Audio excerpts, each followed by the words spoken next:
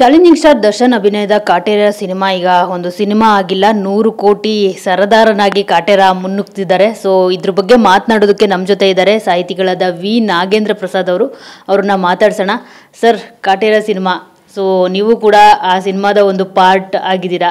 So ಎಷ್ಟು ಖುಷಿ ಆಗ್ತಿದೆ ಈ ಸಕ್ಸಸ್ಸು. ಒಂದು ಕನ್ನಡದ ಸಿನಿಮಾ, ನಮ್ಮ ನೆಲದ ಸಿನಿಮಾ, ನಮ್ಮ ಸೊಗಡಿನ ಸಿನಿಮಾ ಈ ಥರ 100 ಕೋಟಿಗಿಂತ ಹೆಚ್ಚು ಕಲೆಕ್ಷನ್ ಮಾಡ್ತಿದೆ. ಥಿಯೇಟ್ರಲ್ಲಿ ವೀಕೆಂಡ್ ಬಂತು ಅಂದರೆ ಇವತ್ತಿಗೂ ಕೂಡ ಹೌಸ್ಫುಲ್ ಆಗ್ತಿದೆ. ವೀಕ್ ಡೇಸಲ್ಲಿ ಕೂಡ ಹೌಸ್ಫುಲ್ ಆಗ್ತಿದೆ. ಭಾಳ ಸಂತೋಷ ಆಗುತ್ತೆ. ಭಾಳ ಮುಖ್ಯವಾಗಿ ನೀವೇ ಹೇಳಿದ ಹಾಗೆ ಕನ್ನಡದ್ದೇ ಆದಂಥ ಜಾಯಮಾನ ಇರುವಂಥ ನಮ್ಮ ನೆಲದ್ದೇ ಆದಂಥ ಕತೆ. ಅದು ಎಲ್ಲರೂ ಇವತ್ತು ಬಹಳ ವರ್ಷಗಳಾಗಿತ್ತು ಒಂದು ಸಿನಿಮಾದ ಕತೆ ಬಗ್ಗೆ ಮಾತಾಡಿ, ಜನ ಕತೆ ಚೆನ್ನಾಗಿದೆ ಅಂತ ಮಾತಾಡಿ ಭಾಳ ದಿವಸಗಳಾಗಿತ್ತು. ಇದು ಆ ಸಿನಿಮಾ. ಅದರ ಜೊತೆಗೆ ಜಡೇಶ್ ಮತ್ತು ಮಾಸ್ತಿಗೂ ಕೂಡ ಇದರ ಭಾಳ ದೊಡ್ಡ ಕ್ರೆಡಿಟ್ ಸಲ್ಲುತ್ತೆ. ಸಂಭಾಷಣೆ ಮಾತಾಡ್ತಿದ್ದಾರೆ ಜನ. ಯಾವಾಗಲೂ ಒಂದು ಆ್ಯಕ್ಷನ್ ಸಿನಿಮಾದ ಅಥವಾ ಹೀರೋಯಿಕ್ ಡೈಲಾಗ್ಗಳನ್ನು ಅಭಿಮಾನಿಗಳು ಇಷ್ಟಪಡ್ತಿದ್ರು. ಈಗ ಪ್ರತಿಯೊಬ್ಬರು ಕೂಡ ನಮ್ಮ ನೆಲದ ಕಥೆ ಇರುವಂಥ ಆ ಸಂಭಾಷಣೆಯನ್ನು, ಪಾತ್ರಗಳ ಒಂದು ಗಿವ್ ಆ್ಯಂಡ್ ಟೇಕ್ ಏನಿದೆ, ಅದು ಸಂಭಾಷಣೆ ತುಂಬ ಗಟ್ಟಿಯಾದಂಥ ಸಂಭಾಷಣೆ ಬರೆದಿದ್ದಾರೆ. ಅವೆಲ್ಲ ಮಾತಾಡ್ತಿದ್ದಾರೆ. ಅದು ಭಾಳ ಖುಷಿ ನನಗೆ. ಸರ್, ಯಾವ ಜನ್ಮದ ಗೆಳತಿ ಹಾಡು ಕೂಡ ಸಿಕ್ಕಾಪಟ್ಟೆ ಸದ್ದು ಮಾಡ್ತಾ ಇದೆ. ಸೊ ನಾಗೇಂದ್ರ ಪ್ರಸಾದ್ ಅವರು ಅಫ್ಕೋರ್ಸ್ 7 ಜನ್ಮ ಇರುತ್ತೆ ಅಂತಾರೆ. ನೀವು ಯಾವ ಜನ್ಮದ ಗೆಳತಿನ ಜ್ಞಾಪಿಸ್ಕೊಂಡು ಅದು 7 ಜನ್ಮದ ಗೆಳತಿ. ಅದು 7 ಜನ್ಮ ಅಂದರೆ ನೀವು ಅರ್ಥ ಮಾಡಿ, 7 ಜನ್ಮದ ಗೆಳತಿ ಅಂದರೆ ಎಲ್ಲ ಜನ್ಮದ ಗೆಳತಿ ಅಂತ ಅರ್ಥ. ಅಂದರೆ ಆ ಹಾಡು ನೀವು ಮೊದಲು ಸಿನಿಮಾಗೆ ಮುಂಚೆ ಕೇಳಿದಾಗ ಒಂದು ಡ್ಯೂಯೆಟ್ ಸಾಂಗ್, ಬಟ್ ಸಿನಿಮಾದ ಜೊತೆ ನೋಡುವಾಗ ನಿಮಗೆ ಆ ಸಾಲುಗಳು ಆ ಪಾತ್ರಕ್ಕೆ ಹೇಗೆ ಹೊಂದಿಕೆ ಆಗುತ್ತೆ ಅನ್ನೋದು ಗೊತ್ತಾಗ್ತಾ ಹೋಗುತ್ತೆ. ಅದು ಜನ ಇವತ್ತು ಅದನ್ನು ಮಾತಾಡ್ತಿದ್ದಾರೆ ಹಾಡುಗಳ ಬಗ್ಗೆ. ಅದು ಭಾಳ ಖುಷಿ ನನಗೆ. ಸರ್, ಎಷ್ಟು ಖುಷಿ ಆಗುತ್ತೆ ಅಂದರೆ ಈ ಒಂದು ಸಿನಿಮಾ ಇಷ್ಟೆಲ್ಲ ಸದ್ದು ಮಾಡ್ತಾ ಇರೋದು, ಜೊತೆಗೆ ಅದರಲ್ಲಿರೋ ಒಂದು ಗಂಭೀರವಾದ ಟಾಪಿಕ್ಗಳು ಜನರಿಗೆ ತುಂಬಾ ಇಷ್ಟ ಆಗ್ತಿದೆ. ಒಳ್ಳೆ ಟಾಪಿಕ್ ತಗೊಂಡಿದ್ದಾರೆ, ರೈತರ ಸಮಸ್ಯೆ ಆಗಿರಲಿ, ಜಾತಿ ವ್ಯವಸ್ಥೆ ಬಗ್ಗೆ ಆಗಿರಲಿ ಅಂತ. ಅದೇ ಏನಂದರೆ, ನಾವೊಂದು ಫ್ಯಾಂಟಸಿ ಸಿನಿಮಾ ಮಾಡೋದಕ್ಕೂ ಒಂದು ಕಾಲ್ಪನಿಕವಾದಂಥ ಹೀರೋಯಿಕ್ ಸಿನಿಮಾನೋ ಅಥವಾ ಒಂದು ಜನರಲ್ಲ ಬರೀ ಎಂಟರ್ಟೈನ್ಮೆಂಟ್ನಷ್ಟೇ ಮನಸ್ಸಿನಲ್ಲಿ ಇಟ್ಕೊಂಡು ಮಾಡುವಂಥ ಸಿನಿಮಾಗೂ ಎಂಟರ್ಟೈನ್ಮೆಂಟ್ ಜೊತೆಗೆ ಭಾಳ ಗಟ್ಟಿಯಾಗಿ ನಾವು ಯಾವುದೋ ಒಂದು ನಮ್ಮ ಸಮಾಜದ ಒಂದು ಧ್ವನಿಯನ್ನು ಜನಕ್ಕೆ ತಲುಪಿಸ್ಬೇಕು ಅನ್ನುವ ಆಲೋಚನೆ ಇಟ್ಕೊಂಡು ಮಾಡೋ ಸಿನಿಮಾಗೂ ಇರೋ ವ್ಯತ್ಯಾಸ ಅದು. ಆ ವ್ಯತ್ಯಾಸ ಈ ಸಿನಿಮಾದಲ್ಲಿ ಭಾಳ ಸ್ಪಷ್ಟವಾಗಿ ಗೊತ್ತಾಗ್ತಿದೆ. ದರ್ಶನ್ ಅವರ ಹಿಂದಿನ ಎಲ್ಲ ಬಹುತೇಕ ಸಿನಿಮಾಗಳಲ್ಲಿ ನೀವು ನೋಡಿದ್ರೆ ಬರ್ತಾ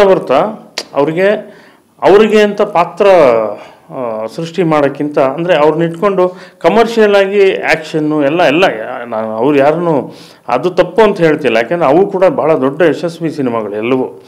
ಅಂದರೆ ಹೊಸದಾಗಿ ಯೋಚನೆ ಮಾಡಿ ಹೀಗೆ ತೋರಿಸ್ಬೋದು, ಹೀಗೊಂದು ಕತೆ, ಒಬ್ಬ ಕಮರ್ಷಿಯಲ್ ಹೀರೋನ ಇಟ್ಕೊಂಡು ಇಂಥದ್ದೊಂದು ಕತೆ ಪ್ರೆಸೆಂಟ್ ಮಾಡಬೇಕು ಅನ್ನೋ ಆಲೋಚನೆ ಬಂದಿದೆಯಲ್ಲ ನಮ್ಮ ತರುಣ್ ಸುಧೀರ್ಗೆ. ಅದು ಆ ಆಲೋಚನೆಗೆ ನಾವೆಲ್ಲ ಒಂದು ಕೈ ಜೋಡಿಸಿದ್ದೀವಿ ಅಷ್ಟೇ. ಭಾಳ ಮುಖ್ಯವಾಗಿ ಆ ಆಲೋಚನೆಗೆ ಜಡೇಶ್, ಮಾಸ್ತಿ, ಹರಿಕೃಷ್ಣ ಇದೆಲ್ಲದಕ್ಕೂ ಕಿರೀಟ ಇಟ್ಟ ಹಾಗೆ ದರ್ಶನ್ ಅವರೆಲ್ಲರ ಶ್ರಮ ಈ ಸಿನಿಮಾ ಎದ್ದು ಕಾಣ್ತಿದೆ. ಪ್ರತಿಯೊಬ್ಬರ ಶ್ರಮ.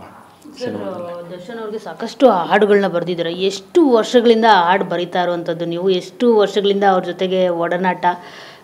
ಸೊ ಅಫ್ಕೋರ್ಸ್ ಇವತ್ತು ಸಾರಥಿ ಸಾಂಗು ಎಲ್ಲೇ ಬರಲಿ ಯಾರೂ ಮರೆಯೋಕ್ಕೆ ಸಾಧ್ಯ ಇಲ್ಲ. ಆಟೋ ಓಡಿಸೋನು ಕೂಡ ಒಬ್ಬ ಸಾರಥಿ ಅಂತ. ಏನು ಲಿರಿಕ್ಸ್ ಅದೆಲ್ಲ ಅಂದರೆ ಅಫ್ಕೋರ್ಸ್ ದರ್ಶನ್ ಅವ್ರಿಗೆ ಒಂದಾದರೂ ಸಾಂಗು ನಾಗೇಂದ್ರ ಪ್ರಸಾದ್ ಅವ್ರು ಬರೆದ್ರೇ ಆ ಸಿನಿಮಾಗೊಂದು ತೂಕ ಬೆಲೆ. ಹಾಗೆಲ್ಲ ಏನಿಲ್ಲ. ದರ್ಶನ್ ಮೊದಲನೇ ಸಿನಿಮಾ, ಆ ಸಿನಿಮಾ ಮೆಜೆಸ್ಟಿಕ್ ಸಿನಿಮಾ. ಆ ಸಿನಿಮಾದ ಸ್ಕ್ರಿಪ್ಟು ಸತ್ಯ ಅವ್ರದ್ದು ಕತೆ. ಅದರ ಸ್ಕ್ರೀನ್ ಪ್ಲೇಗೆ ನಾನು ಸತ್ಯ ಅವರು ಕೂತು ಭಾಳಷ್ಟು ದಿವಸ ಸ್ಕ್ರೀನ್ ಪ್ಲೇ ಮಾಡಿದ್ವಿ. ಮಾದೇಶ್ ನಮ್ಮ ಕೋ ಡೈರೆಕ್ಟರ್ ಆ ಸಿನಿಮಾಗೆ ಮಾದೇಶ್ ಬರ್ತಿದ್ರು, ಅಣಜಿ ನಾಗರಾಜು ಕ್ಯಾಮ್ರಾಮನ್ನು.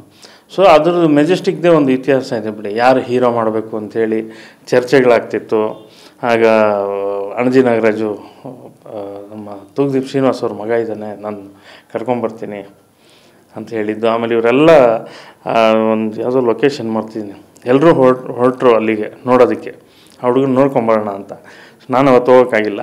ಸೊ ಹೋದರು ಯಾವುದೋ ಒಂದು ಶೂಟಿಂಗಲ್ಲಿ, ಅಲ್ಲಿ ಮಾತಾಡಿಸ್ಕೊಂಡು ಬಂದಿದ್ದೆ.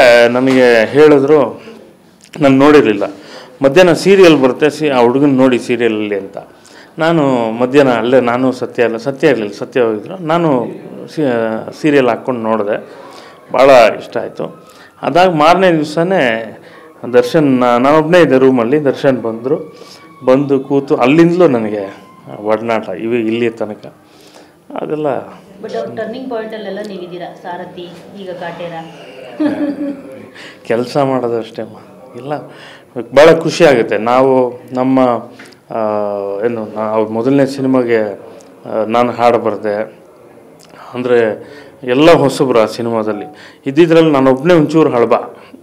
ಯಾವುದು ಇದರಲ್ಲೇ ಅಣಜಿ ನಾಗರಾಜು ಮತ್ತು ನಾನು, ಸಾಧು ಕೋಕಿಲ, 3 ಜನ ಮಾತ್ರ ಹಳಬರು, ಒಂಚೂರು ಹಳಬರು. ಸಾಧು ಅವರು ಹಳಬರು, ಅಣಜಿ ನಾಗರಾಜ್ ಹಳಬರು, ಅದು ಬಿಟ್ಟರೆ ನಾನೇ. ಅದಾದಮೇಲೆ ಅಲ್ಲಿಂದ ಇವತ್ತಿನವರೆಗೂ ನೋಡ್ತೀನಲ್ಲ, ಆಲ್ಮೋಸ್ಟ್ ಪ್ರತಿ ಸಿನಿಮಾದಲ್ಲೂ ನಾನು ಹಾಡು ಬರೀತಾನೆ ಬಂದಿದ್ದೀನಿ. ಭಾಳ ಖುಷಿಯಾಗುತ್ತೆ. ಆಮೇಲೆ ಒಬ್ಬ ಹೀರೋನ ನಾವು ಸಿನಿಮಾದಿಂದ ಸಿನಿಮಾಗೆ ಹೀರೋನ ಒಂದು ಇಮೇಜನ್ನು ಕಟ್ತಾ ಬರ್ತೀವಿ. ಜನರ ಮನಸ್ಸಲ್ಲಿ ಏನು ಇಮೇಜ್ ಇದೆ, ಆ ಇಮೇಜನ್ನು ಹೇಗೆ ಇನ್ನೂ ಹೈಲೈಟ್ ಮಾಡಬೇಕು ಅಥವಾ ಹೊಸದಾಗಿ ಏನು ಇಮೇಜ್ ಕೊಡಬೇಕು, ಇದನ್ನು ಆಲೋಚನೆ ಮಾಡ್ತಾ ಬರ್ತೀವಿ. ಅದು ಸಂಗೀತ ನಿರ್ದೇಶಕರುಗಳು, ಸಾಹಿತಿಗಳು, ಎಲ್ಲ ಬರಹಗಾರರು, ಇವರೆಲ್ಲರ ಕೈಲಿರುತ್ತೆ. ಒಬ್ಬ ಹೀರೋನ ಹೀರೋ ಮಾಡೋದು ಅಥವಾ ಒಂದು ಇಡೀ ಒಂದು ಸಿನಿಮಾದ ಕಂಟೆಂಟ್ನ. ಈಗ ಉದಾಹರಣೆ ಕಾಟೇರನೇ. ಆ ಸಿನಿಮಾ ಇವತ್ತು ಇನ್ಯಾವುದೋ ಬರೀ ಕಮರ್ಷಿಯಲ್ ಸಿನಿಮಾ ಅಷ್ಟೇ ಆಗಿದ್ದಿದ್ರೆ ನೀವೆಲ್ಲರೂ ಇಷ್ಟು ಮಾತಾಡ್ತಿರ್ಲಿಲ್ಲ, ಜನ ಮಾತಾಡ್ತಿರ್ಲಿಲ್ಲ. ಇವತ್ತು ಅದರಲ್ಲಿ ಒಂದು ಬೇರೆ ಥರದ್ದೊಂದು ಸೋಷಿಯಲ್ ಕಂಟೆಂಟ್ ಇದೆಯಲ್ಲ, ಸಮಾಜಮುಖಿಯಾಗಿ ಇರುವಂಥ ಒಂದು ಸಿನಿಮಾ ಅದು. ಸೊ ಡೆಫಿನೆಟಾಗಿ ಅದಕ್ಕೋಸ್ಕರ ಮಾತಾಡ್ತಿದ್ದೆ. ಹೀಗೆ ಎಲ್ಲರ ಶ್ರಮ ಇರುತ್ತೆ, ತಂತ್ರಜ್ಞರದು. ಆ ಶ್ರಮದಿಂದ ಒಂದು ಸಿನಿಮಾ, ಒಬ್ಬ ಹೀರೋ, ಎಲ್ಲರೂ. ಸೊ ಭಾಳ ಖುಷಿಯಾಗುತ್ತೆ ನನಗಂತೂ. ದರ್ಶನ್ ಕಂಡ್ರೆ ಅದೇ ಪ್ರೀತಿ, ಅದೇ ವಿಶ್ವಾಸ, ಮತ್ತು ಇವತ್ತಿಗೂ ಕೂಡ ಒಳ್ಳೆ ಪಾತ್ರ ಮಾಡಬೇಕು ಅನ್ನುವ ಆ ಹಸಿವು ಇನ್ನೂ ಹೆಚ್ಚಾಗಲಿ ಅಂತ ಹಾರೈಸ್ತೀನಿ. ಶುಭ. Thank you. ನೋಡಿದ್ರಲ್ಲ, ಇದಿಷ್ಟು ವಿ ನಾಗೇಂದ್ರ ಪ್ರಸಾದ್ ಅವರ ಮಾತು. ಕಾಟೇರ 100 ಕೋಟಿ ಅಲ್ಲ 200 ಕೋಟಿ ಗಳಿಕೆ ಮಾಡಲಿ ಕೂಡ ಅಂತ ನಾವು ಕೂಡ ಆಶಿಸ್ತೀವಿ. ಕ್ಯಾಮ್ರಾ ಪರ್ಸನ್ ಗಿರೀಶ್ ಜೊತೆ ಮಂಗಳ ರಾಜಗೋಪಾಲ್, ಚಿವಿ9 ಬೆಂಗಳೂರು.